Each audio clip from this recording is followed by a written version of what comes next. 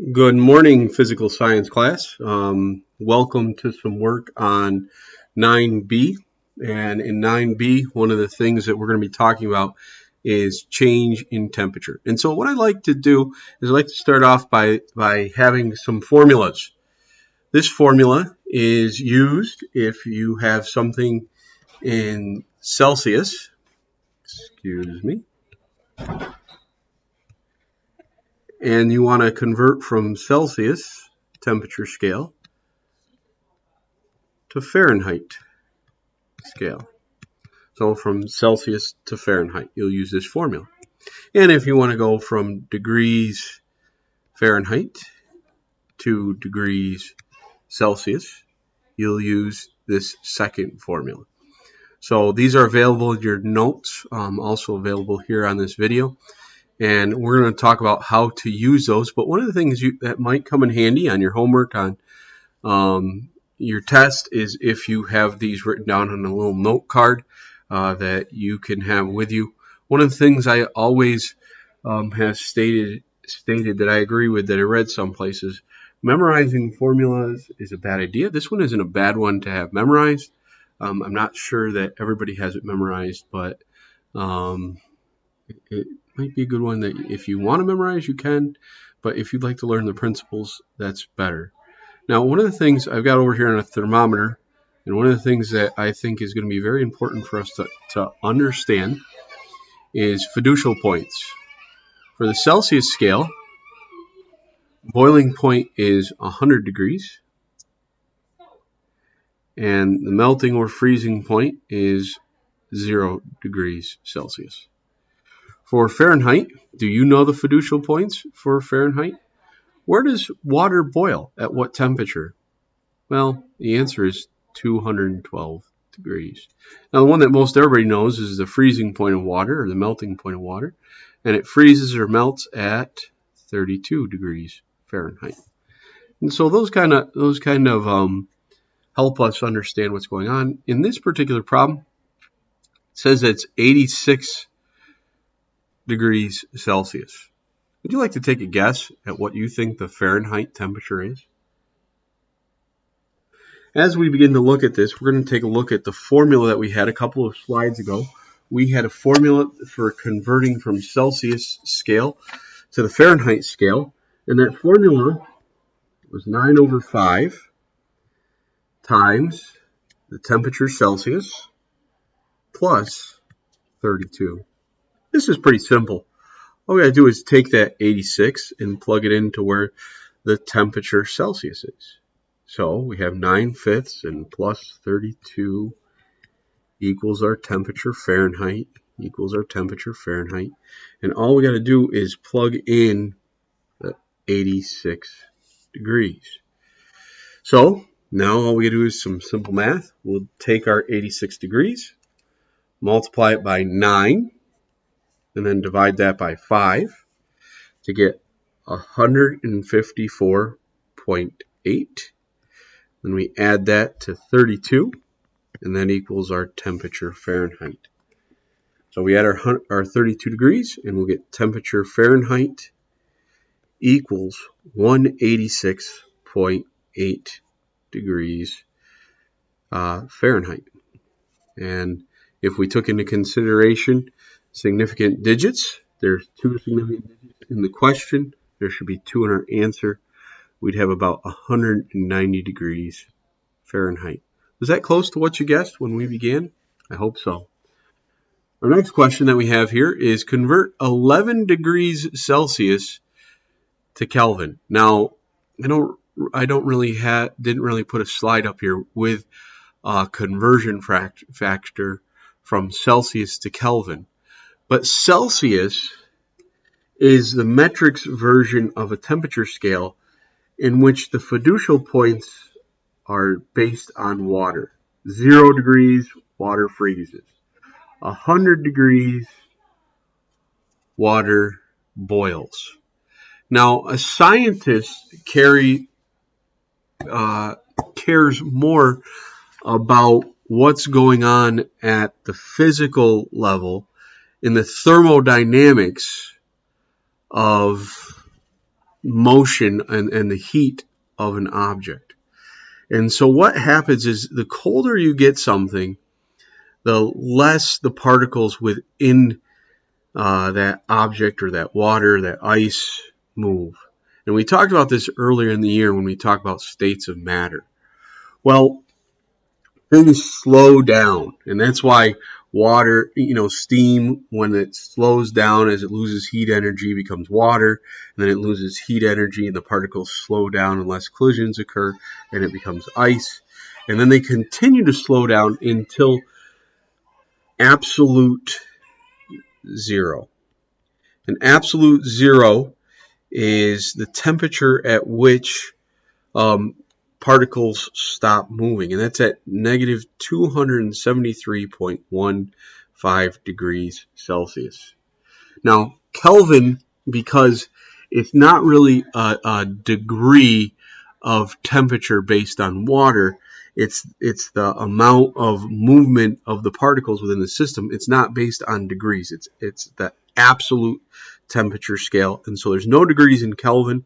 So what we're going to do is, if we want to know what 11 degrees Celsius is, we're going to take our temperature for degrees Celsius, and if we want to find out what it is in Kelvin, we're going to add, the thing we like about the Celsius scale is you just got to add that 273.15 to get whatever it is in Kelvin.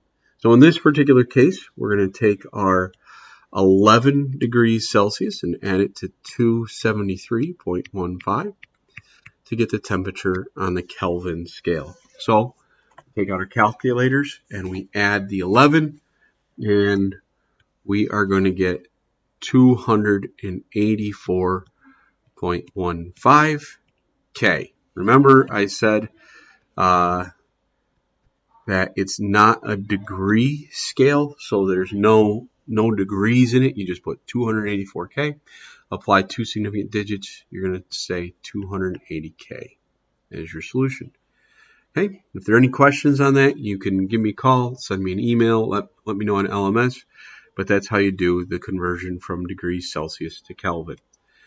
All right, now we're going to convert from Fahrenheit to Celsius, and I'm going to do what I did before again, and you'll see why on the next slide. I'm going to put the fiducial points, the very, very, very important points of Celsius and Fahrenheit on this thermometer over here. I'm going to have Fahrenheit over here, which has 212 and 32. And over here we have 100 and 0. 41 might be right about here. Would you take a guess at what you think the temperature will be in degrees Celsius? Now I have a formula on a slide at the beginning of this video, and it was for the conversion from Fahrenheit to Celsius, and it went like this. Temperature Fahrenheit minus 32 times 5/9 equals temperature Celsius. So now we'll put in what we know, which is the 41 degrees.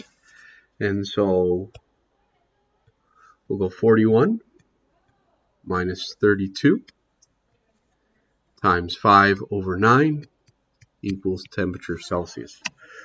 41 minus 32, is 9. 9 times 5/9 equals temperature Celsius. I like to always look for little math shortcuts, and one of the things we learned that is, if we're doing a problem like that, we could cancel out our 9s, and we could get 5 degrees equals the temperature in Celsius. 5 degrees. Is that what you kind of came up with as an answer? I hope you did. So we put that into significant digits, 5.0 degrees Celsius. All right, significant digits answer. Let's move on. This next problem, it says convert 25 degrees Celsius to Fahrenheit without the use of a formula. Like I said at the beginning of the video, I learned a long time ago memorizing formulas is a bad idea. Anybody can take a formula and just plug in numbers. But what we really want to do, and I've challenged you a few times already this year, is to use your mind and to really grasp those critical thinking problems. I understand when it comes to using these formulas, you might never use these in life, but it might be interesting. You get out in someplace and you don't have a formula with you don't have a piece of paper with you, but somebody says, oh, this is what the temperature is in Celsius. You're wondering what that compares to in Fahrenheit. You have the tools, at least, to be able to figure out what it is. And I think my simple thermometer over here can really give me some problem-solving skills to get to the solution. Let's start with the fiducial points of water. Okay, on the Celsius scale, it's what? You're right, 0 degrees and 100. On the Fahrenheit scale, it's 32 and 212. And rather than guess, this time I want to come up with an exact answer. And so what I'm going to do first is I'm going to cut this scale, the fiducial points, in half. So I want to find the middle ground. On the left-hand side, that's a piece of cake. Because what's the middle between 100 and 0? You're right, it's 50. Does that make sense? You're with me so far? And I'd like us to think about if we cut that in half again. If we cut it in half again, what's the middle ground between 0 and 50? Oh, look at that, 25. It's almost like your teacher, when putting this together, made it that way. But we could do this process again and again and again if we needed to. I only want to show you how it's done so that you can do this for yourself. And I want to find the equivalent on the other side. So over here, the first thing that I did was I said, okay, what's the middle between 0 and 100? And we determined that to be 50. And I want to do the same over here. I want to find the middle. Now, the change in temperature between 0 and 100 is 100. What's the change in temperature from 32 to 212? How many degrees are there in the middle there? Well, in order to do that, I can calculate that pretty easy by finding the difference of the two. I'm going to take 212 and subtract 32. And when I do that, I get 180 degrees. That means there's 180 degrees Fahrenheit between 32 and 212. That means for every 1 degree Celsius you go up, you go 1.8 degrees Fahrenheit up. Does that make sense? I hope so. So over here, the difference to the middle was 50. What would be the difference to get to the middle up here? What's half of 180? Isn't half of 180 equal to 90? So what if we increased 90 degrees from 32? What's 32 plus 90? Isn't that 122 degrees? That would mean that 50 degrees Celsius is equivalent to 122 degrees Fahrenheit. So that means the interval between 32 and 122 is 90. What's half of that? Half of 90 is 45. So what if we took our 32 degrees at the bottom and we added 45 degrees to it? Wouldn't that be equivalent to 77? That would mean that there's, and I'm going to get out another color here so I don't confuse you. That would mean that there's 45 here and 45 degrees there. It's halfway in between those two. I hope that helps you understand how 77 degrees is Fahrenheit is equivalent to 25 degrees Celsius. Maybe it's 25 degrees Celsius outside right now. That would mean that it's 77 degrees Fahrenheit. All right.